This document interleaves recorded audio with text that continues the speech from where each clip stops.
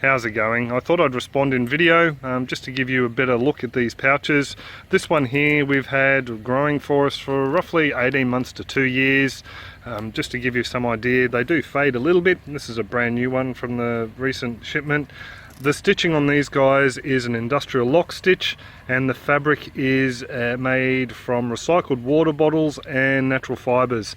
These guys are rated up to 5 years, but they will last longer if you keep them in, positions where they don't get a lot of hot blistering sun on them. The little fabric pots, the cheapies, they're generally made from a geotextile or geofabric that's used in landscaping and can break down if left out in the sun over a short period of time. The handles on these guys, they're meant to be used like this. A couple of the pouches I've picked up with just one handle, and I have split the stitches, so I just like to warn people that they're designed to be lifted by 2 handles. Yeah, so they are a very well made little product. I can't fault them at all.